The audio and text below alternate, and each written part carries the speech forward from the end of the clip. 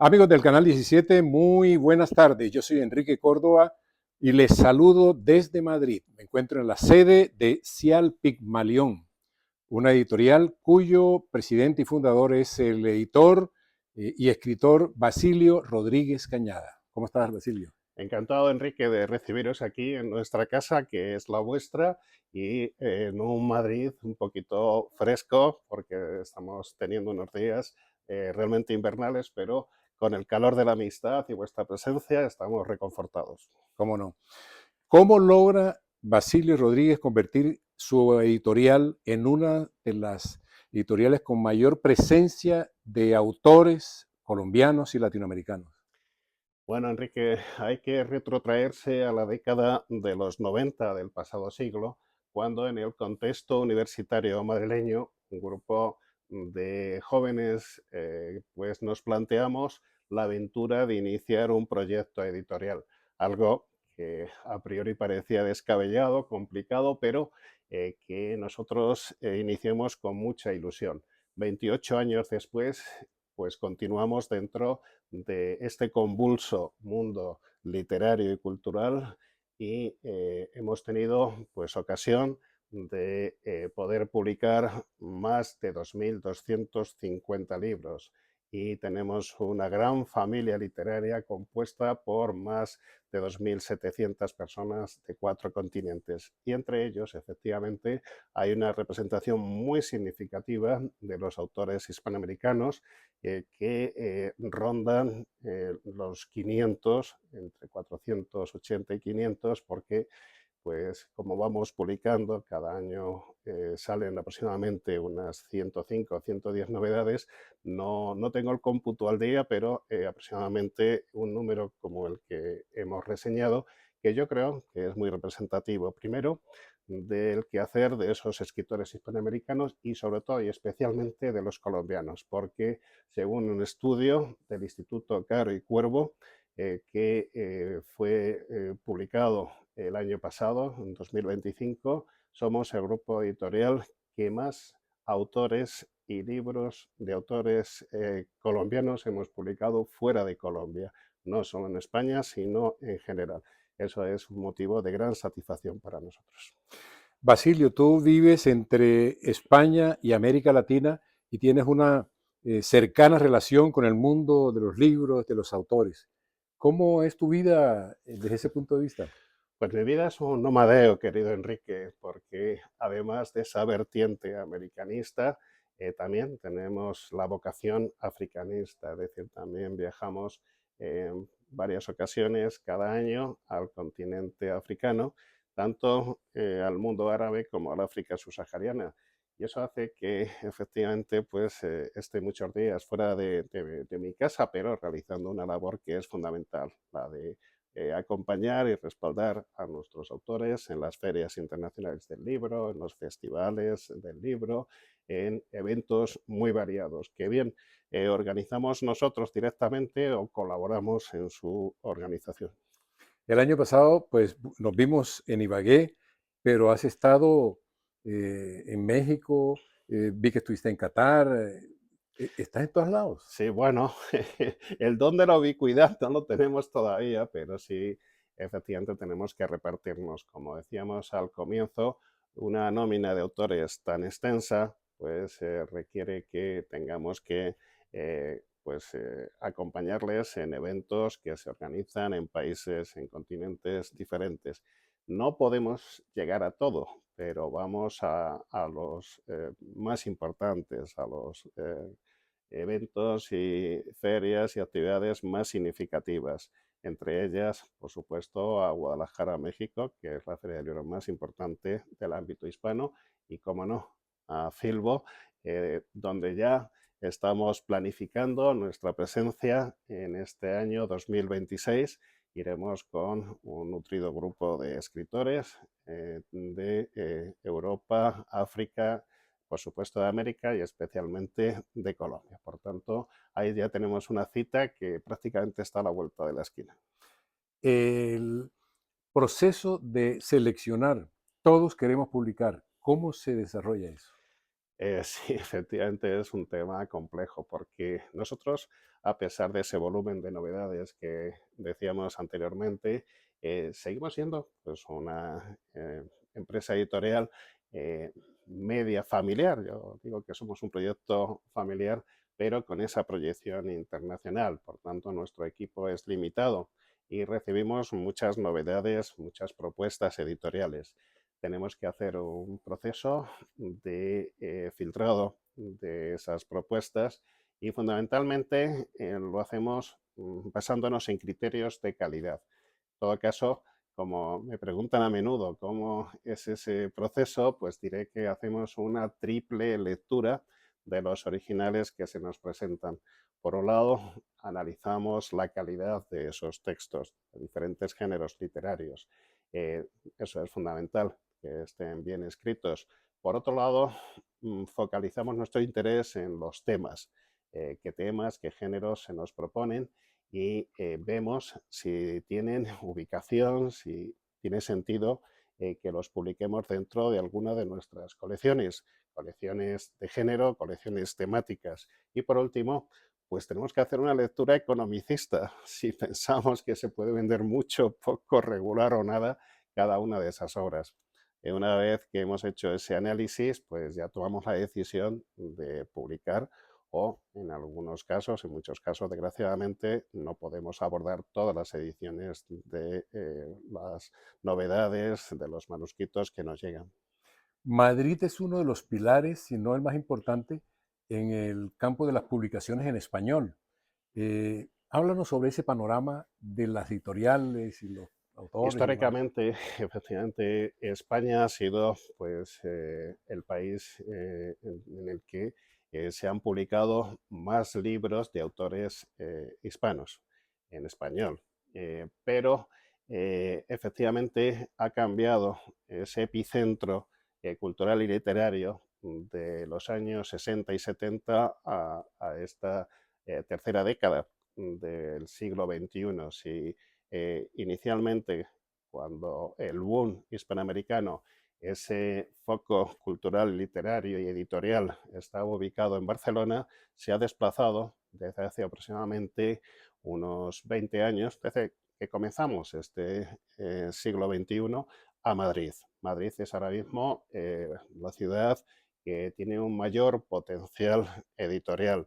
Y claro, eh, realmente se publica mucho, pero si no hay lectores, pues no es negocio y por tanto no sería viable el mantener esa estructura editorial que nos ubica eh, aproximadamente entre el séptimo y el octavo lugar en el ranking mundial. Llegamos a estar en el quinto lugar, pero bueno, pues se nos desplazaron otras potencias culturales y económicas que tienen un gran peso específico. Sin embargo, históricamente el mundo y la industria editorial española no ha tenido sentido ni viabilidad sin los lectores hispanoamericanos. Por eso es fundamental la vertiente americanista, el proyectarnos en América. De ahí que nuestro grupo editorial hace aproximadamente una década nos planteamos establecer un primer puente en América para pues eso, proyectar y difundir nuestro trabajo y para captar autores hispanoamericanos y traerlos a Europa, a España. Estuvimos decidiendo qué país iba a ser el que utilizásemos como cabeza de puente, como decía antes, y bueno, pues fuimos primero al que es el mercado más grande de América en cuanto a cultura y también por número de habitantes, México. Realmente en ese momento nos pareció un mercado demasiado grande, demasiado inabarcable para un proyecto como el nuestro, que pues era un proyecto chiquito, mediano, y buscamos otros destinos. En segundo lugar, pues la que fue siempre la meca de la edición en América fue Argentina. Y también nos planteamos hacer una prospección en este país, pero con las diferentes crisis económicas, con esa inestabilidad, pues era muy arriesgado el plantearnos e iniciar allí nuestro trabajo editorial. Y pensamos en Colombia porque siempre, desde que fuimos, hace aproximadamente 20 años por primera vez, para participar en el Congreso del PEN Internacional, pues se nos acogió de manera muy grata. Y además, aunque siempre decimos en cada uno de nuestros países que no tenemos lectores, pero yo sí que detecté un interés en Colombia por nuestras propuestas literarias, además de encontrarnos un semillero muy interesante de autores, tanto de autores consolidados como de autores jóvenes, y eso pues hizo que nos decidiésemos para ubicar esa cabeza de puente editorial en Colombia. Desde entonces, pues lo que hemos comentado antes, hemos desarrollado una intensa labor de edición y de difusión, y ahora, hace aproximadamente 2 años, hemos vuelto también a plantearnos el estar en México, pero con una situación mucho más consolidada en Hispanoamérica en general y en Colombia en particular. Bueno, como les dije al comienzo, me encuentro en Madrid, aquí en la sede de Cial Pigmalión con Basilio Rodríguez Cañada. Basilio es extremeño. Bueno, y estamos aquí en su sede, en un lugar grato, en donde no viene uno a trabajar, sino a disfrutar en medio de toda esta playa de autores y de premios. Han recibido muchos premios tu empresa. Bueno, yo creo que la permanencia ya es un premio. Y en estos casi 30 años de trabajo editorial, efectivamente, hemos tenido algunos reconocimientos, lo cual siempre es un incentivo para seguir desarrollando nuestra labor. Bueno, eh, Navalvillar de Pela, Badajoz, Extremadura. Esa es tu tierra natal. Esa es mi tierra chica, mi patria chica. Efectivamente, entre la Siberia extremeña y los valles del Guadiana se encuentra mi pueblo, un pueblo del que salí con 10 años, pero al que retorno periódicamente porque buena parte de mi familia y mis amistades están allí, aunque yo, pues, desgraciadamente he sido un emigrante, una persona trasterrada desde hace mucho tiempo, pero esos vínculos con mi tierra, con Extremadura, se mantienen. Oye, desde muchacho, cuando yo estaba en la escuela, oía hablar de Extremadura y para mí era un lugar legendario, porque de allá llegaba Balboa, Pizarro, Cortés, Cortés, tú- Trujillo, ¿no? Bueno, Orellana, que salió a descubrir el ajá. Amazonas de Quito, y Valdivia, de manera que cuando yo recorro Cáceres, Mérida, todas esas poblaciones, me parece ver gente que digo, estos son descendientes, son parientes de los que fueron a la América hace 500 años. Totalmente. Además, el topónimo de muchas de las poblaciones también se llevó allá, y es curioso ver, por ejemplo, ¿no? Cómo un pueblecito pequeño de Extremadura como es Medellín, de donde salió Cortés, pues ahora tiene un homólogo, tiene varios, porque hay muchos Medellines, al igual que muchos Trujillos por el mundo, pero tiene, por ejemplo, en Colombia ese Medellín, que es una ciudad gigantesca, por no hablar, insisto, de otras muchas poblaciones, incluso Santa Cruz de la Sierra, que ese sí que es un pueblo chiquito y que, por ejemplo, en Bolivia, pues tiene no solo una ciudad, sino tiene también una comarca muy amplia y muy hermosa. Preciosa, ¿cómo no? Sí. Háblanos de de tu labor como Bueno, escritor. realmente yo empecé en la literatura porque necesitaba expresarme a través de la escritura, pero a raíz de iniciar nuestra singladura editorial, cada vez me ha ido pues quitando más tiempo el trabajo de las ediciones en detrimento del desarrollo de mi vocación literaria. Pero es cierto que en los últimos años, y concretamente el año pasado, pues quise resarcirme y tuve ocasión de publicar 3 libros, que no es algo habitual. Yo siempre recomiendo a los autores que hay que centrarse en cada temporada en un libro, máximo en dos, pero no en más. Lo que ocurre es que, bueno, pues este libro, Cuaderno Atlántico, se publicó en el 2024, pero el año pasado salió una edición del mismo traducida al zapoteco, una de las lenguas autóctonas americanas, y para mí eso fue motivo de celebración, de orgullo, de alegría, ¿no? Porque es un libro que pretende hacer un homenaje a las historias, mitos y leyendas de Hispanoamérica. También las canciones, ¿eh?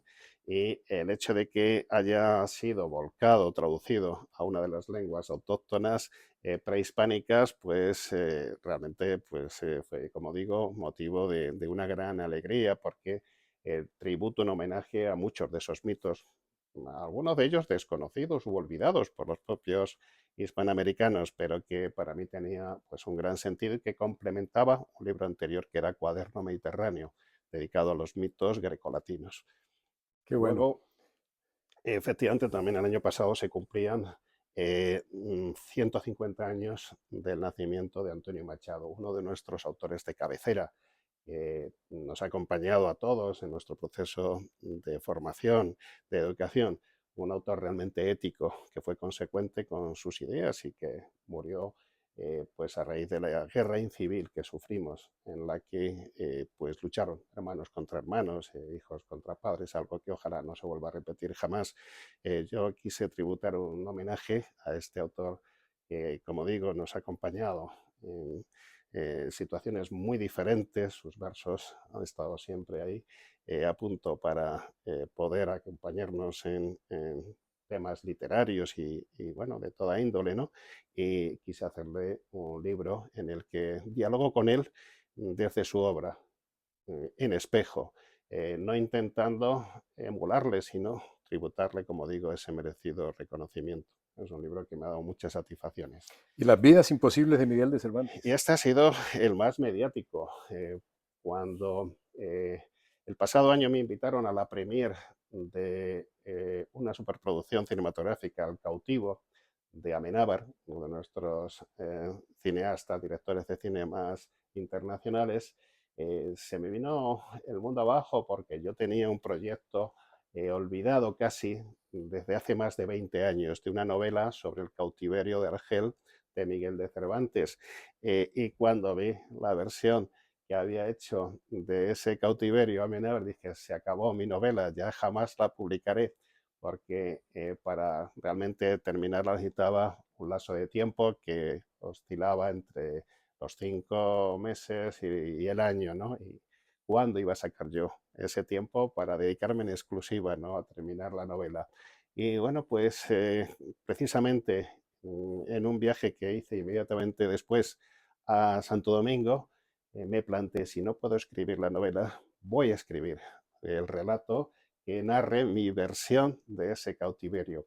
Me animé, saqué un relato en unos cuantos días y se lo di a leer a unos amigos de allá, de Santo Domingo, con tan buena fortuna que cayó en las manos del director del suplemento cultural del Caribe, el diario de mayor difusión en República Dominicana, me dijo, te lo voy a publicar por entregas, como antaño se hacía con las novelas, con los libros y relatos. Me hizo mucha ilusión, se publicó y como tuvo una buena acogida, me animé y terminé 6 relatos sobre la vida de Cervantes, 3 de ellos posibles y creíbles y otros 3 que narraban el sueño que él siempre tuvo y de hecho le pidió a la corona en varias ocasiones el ir a América. No se lo concedieron, yo sí se lo he concedido y recreo un posible viaje y estancia en 3 países hermanos a los que quiero mucho.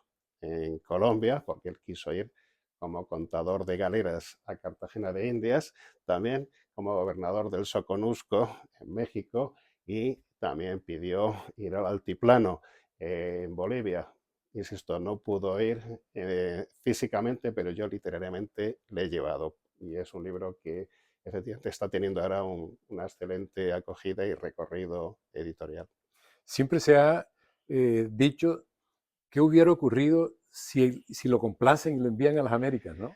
Bueno, pues posiblemente, como cuento ahí, habría escrito una obra fundacional de lo que era ese mundo caótico y maravilloso a un tiempo, ¿no? Donde coincidían personajes tan diversos, ¿no? De 3 continentes, porque efectivamente estaban los indígenas, los autóctonos, pero también estaban los que habían venido en esa trata negrera desgarró al continente africano y por otro lado, pues también estábamos los europeos. En esa fusión, en ese mestizaje, pues seguro que había situaciones muy pintorescas que él habría sabido retratar.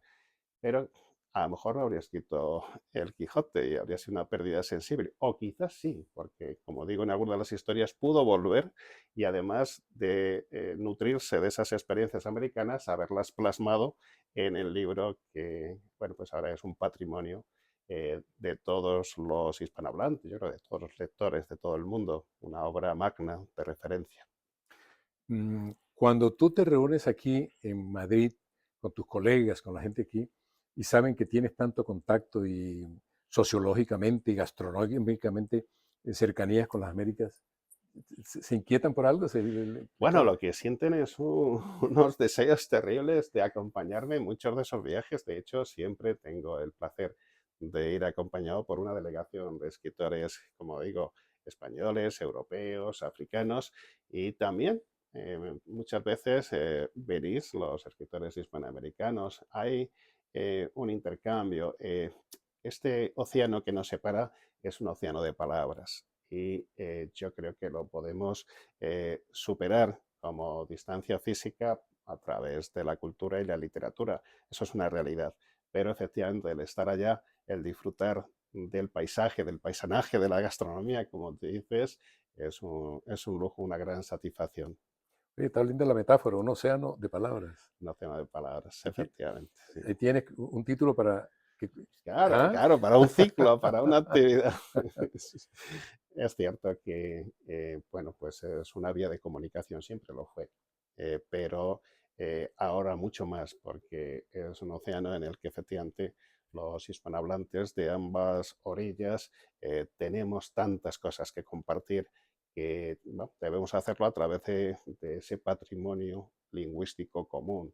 El español, el castellano no es patrimonio únicamente nuestro, nosotros lo llevamos, pero vosotros lo enriquecisteis y nos lo devolvisteis para de alguna forma disfrutar de esa fusión, de ese mestizaje al que nos referíamos anteriormente. Oye, qué buena síntesis has hecho de un ensayo que escribí hace un tiempo en Miami para el Día del Idioma, justamente. Ese es mi punto de vista. Los españoles llevaron el idioma a las Américas, lo enriquecimos y lo devolvimos acá. Absolutamente. ¿No? Pero además lo seguís enriqueciendo, Mm. lo seguís actualizando. Muchas de las nuevas aportaciones, incluso de las normas, vienen como propuestas de allá. Y yo creo que el lenguaje, la lengua es algo vivo, ¿no? Que se nutre constantemente de las nuevas aportaciones que hacen, por un lado, los escritores, también los lectores y los hispanohablantes. Claro. Yo tengo un artículo que se llama Los cancerberos del español. Dice, sostiene que los colombianos nos creemos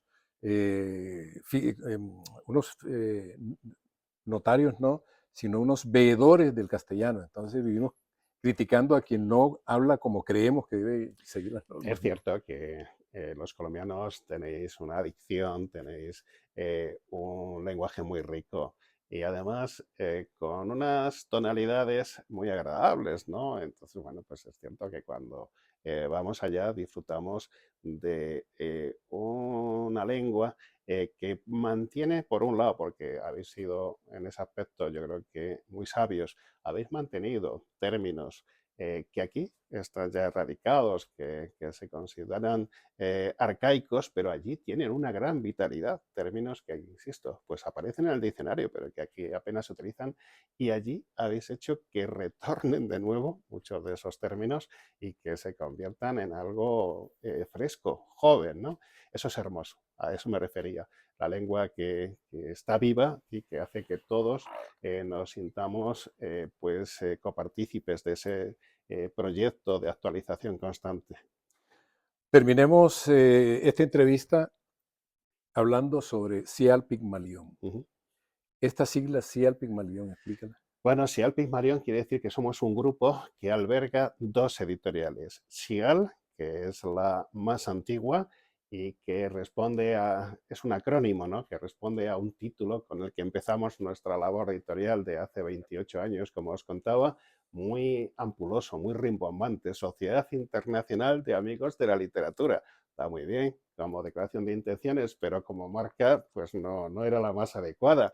Y por eso adoptamos el acrónimo, que son las iniciales de esos 4 términos, que además representa una de las capas de la Tierra y que se recuerda, tiene una sonoridad que hace que la podamos recordar con mucha facilidad. Pero luego está Pigmalión, que es el mito que lo incorporamos pues también como muestra de que dentro de nuestro proyecto buscamos a veces imposibles, pero si crees en algo de veras, se puede convertir en realidad. Bueno, Basilio, ha sido un placer, muy grato conversar contigo y estar aquí en la sede de tu editorial. Sabes que es tu casa y para mí también, Enrique, ha sido muy grato. Nos conocimos efectivamente en el Tolima y bueno, pues espero que pases a formar parte muy pronto de la que yo llamo familia Sial Pigmalión, porque tu obra, tanto la de ensayo, la de reflexión y pensamiento, como la de literatura de viajes, es muy apetecible. Estamos esperando que nos hagas alguna propuesta Nos conocimos en Cartagena y nos reencontramos en en el Tolima, Tolima. efectivamente, efectivamente. Bueno, amigos del canal 17, los que nos siguen todos los domingos desde hace 35 años en este programa Colombia al Día, es maravilloso salir y sobre todo venir a ciudades y a países como en España y aquí en Madrid para conversar con gente con estas historias tan positivas como la de Basilio Rodríguez Cañada. En la producción, Maripaz Pereira, mi brújula, mi compañera. A ustedes, gracias por acompañarnos siempre. Y de nuevo, nos vemos la próxima semana a esta misma hora. Felicidades.